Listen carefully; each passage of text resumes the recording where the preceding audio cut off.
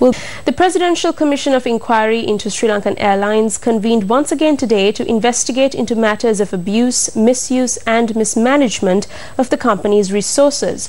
The Commission again looked into matters regarding general sales agreements and its questionable financial transactions.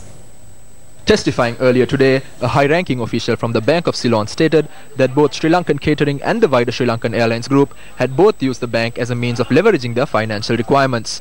Testifying before the Commission, the senior banker stated that this included bank guarantees, loans and overdrafts, which were often supported by guarantees from the Treasury to meet expenses related to working capital, penalty payments and other operations-related expenses. It was also revealed that in December 2014, a senior official of the Treasury had written to the Civil Aviation Authority stating that a rupee sum equivalent to US dollars 125 million was to be handed over to Sri Lankan Airlines for the purpose of debt settlement. This was reconfirmed by another letter written by KMAN Daulagala of State Enterprises to the Secretary to the Civil Aviation Authority, stating that funds must be transferred on a priority basis in the first quarter of the year 2015. This, however, has not transpired, and the official revealed that debts of more than 5 billion rupees are still to be paid to the Bank of Ceylon alone, with the government providing Treasury assurances to extend their grace period.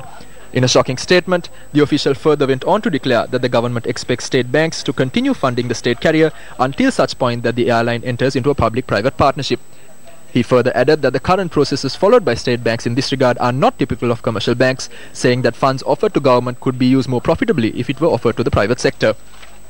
A second witness appearing before the Commission provided further information on the general sales agreement signed with foreign parties to represent Sri Lankan Airlines overseas. She stated that Sri Lankan had initially had a GSA partner for the territory of Hong Kong but looked for a new partner following the expiry of the agreement.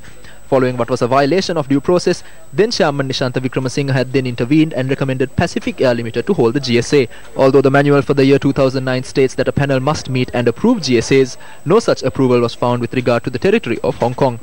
Wickramasinghe was also present at the CID unit of the Presidential Commission of Inquiry earlier today to provide statements on his alleged involvement in malpractices at the airline.